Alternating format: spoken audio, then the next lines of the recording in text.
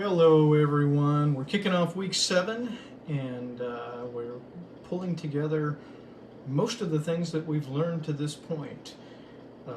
The assignment for this week is to talk about the entire employee life cycle.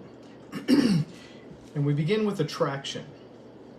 And I'm going to kind of walk through the employee life cycle and some of the things we've learned and talked about to hopefully help you with your assignment this week. But I want to start by emphasizing as well, there's a lot of moving parts to this week's assignment, so please make sure you pay really special and close attention to the rubric, to the assignment, to all the details, to make sure that you answer all of the questions and you provide what's being requested.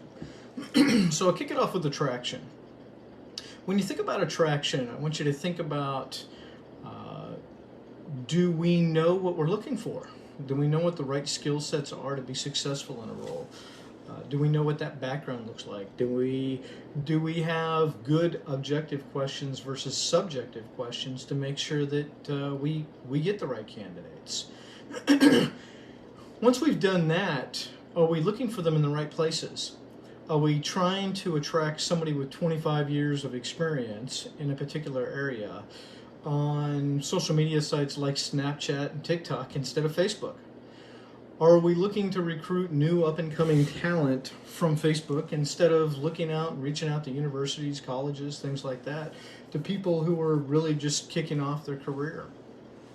So when you're thinking about attraction, think about what we are looking for and where do we find them, which rolls us right into recruiting. When we think about recruiting, we're trying to represent to our potential candidates what our culture's like.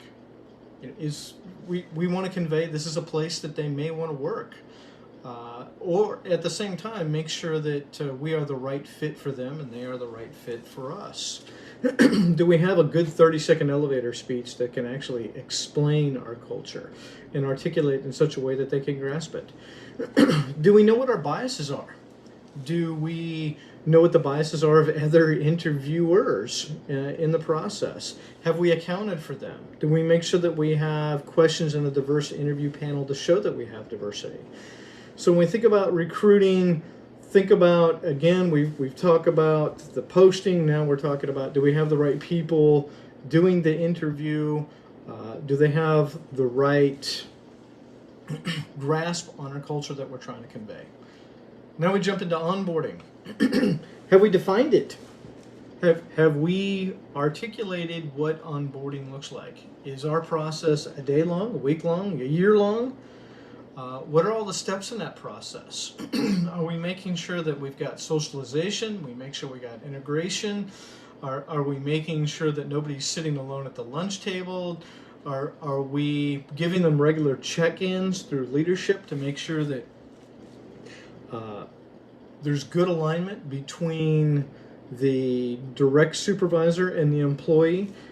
We want to make sure we don't end up in a situation where the employee thinks they're a rock star and the supervisor thinks they're a complete dud, or the employee feels like they're doing substandard performance or in the wrong role and the leader thinks they're doing great, because that can still end up with a mismatch where the employee wants to leave the company.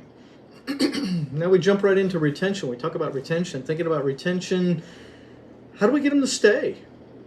What kind of things are we doing as an organization? Are we a place where people want to work?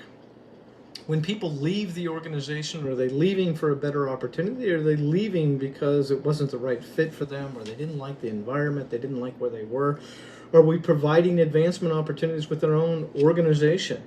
Are we providing them development opportunities? Are we helping them grow and advance their careers? And again, back to socialization, are we helping them be part of the greater team?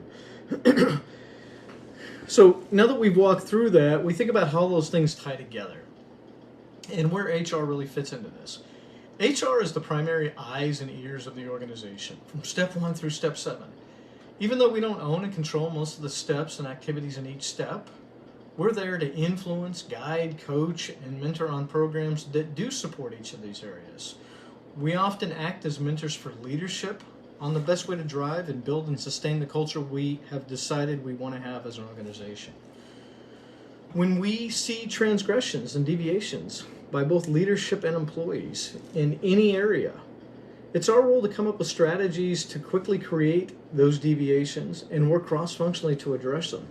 Part of that is about risk mitigation, and part of it is to make sure that we have the right people in the right place and we keep them. So just to wrap this up, we've created assignments throughout the term for each of these areas. I'm going to suggest you go back, look at the videos, look at the announcements, look at all the pieces that we've went through so far. Look at the feedback I provided you in your previous assignments. What I'm going to be looking for as I go through to grade this week's assignment, I'm going to be looking at determining if you fully grasp each of these life cycles. Do you understand your role as an HR professional to make sure that you support each one of these activities? I know this is a long video, but it's a big project, and I wanted to make sure you had as much insight as possible. As always, if you have any questions, reach out. I suggest you look at the directions, you look at the details of this assignment early, reach out to me with any questions you've got so I can give you feedback to do well.